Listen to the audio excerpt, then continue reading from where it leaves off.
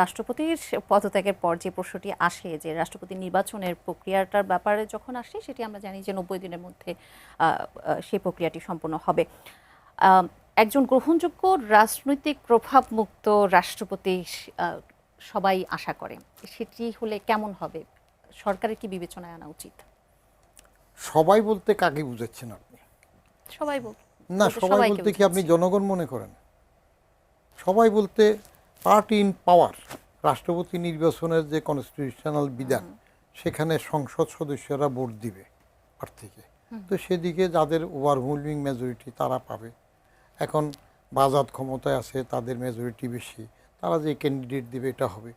এবং ওটার সাথে প্রতিদ্বন্দ্বিতা করার জন্য ওই যে বিরোধী তথাকথিত বিরোধী দল যেটা আছে জোট ফোটে, ওই যে জানাফা এবং বাজাই, জামাত ইসলামী আর বাচ্চা কাচ্চার দল, এরা আদৌ প্রার্থী দেবে কিনা সেটা বিবেচনার বিষয় আছে। তাহলে সবাই বলতে বাজাত, বিএনপি যাকে মনোনয়ন দিবে তিনি হবেন।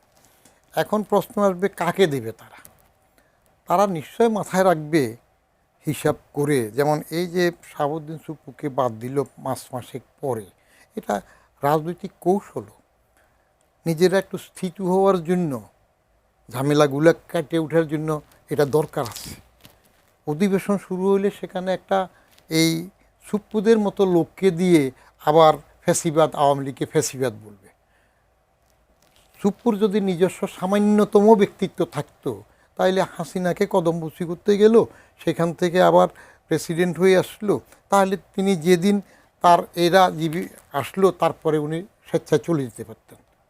ইভেন 5ই অগাস্টের পরেও তো উনি চলে যেতে পারতেন।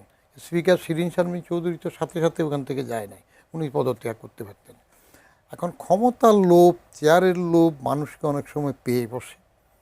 এটা পেয়ে বসলে তখন আর হুঁশ থাকে না, সে বেহুঁশ হইলে যে কথাগুলো উঠে, সুপুরবেলা সে অবস্থা হইল। এখন সবাই যেটা চায় তেমন দেবেন কিনা, এগুলো অতীত অভিজ্ঞতাতে দেখা গেছে যে বদরুদ্দোজা চৌধুরীর মতো লোক প্রেসিডেন্ট জিয়া যখন পার্টি করলেন, তখন তিনি পার্টির জেনারেল সেক্রেটারি কে হবে সেটার জন্য নিজের লোকজনদের কাছে ক্রাইটেরিয়া দিলেন, এই গুণ থাকতে হবে, এই গুণ থাকতে হবে, এটা থাকতে হবে।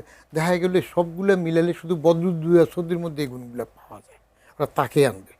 সেই বদরুদ্দোজা চৌধুরী পরে খালেদা জিয়ার আমলে কী হলো, রেল লাইন দৌড় দিলেন। কারণটা কি?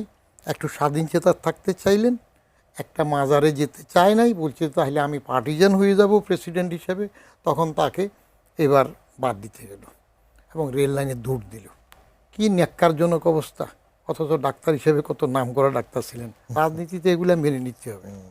এরপরে ইয়াজউদ্দিন সাহেব যখন প্রেসিডেন্ট হইলেন, তিনি তো বললেন যে আল্লাহ আছে, উনি এটা টের পাইছেন, তাকে প্রেসিডেন্ট হয়। এর আগে উনি টের পান নাই, অথচ তিনি এসএমএল আমার প্রভোস্ট ছিলেন, সেই সময় টের পায়। তো এই জ্ঞান ফাঁপিয়ে লোকগুলো ক্ষমতায় আসার পরে নিজের আগের নিজস্বত্ব রাখে না।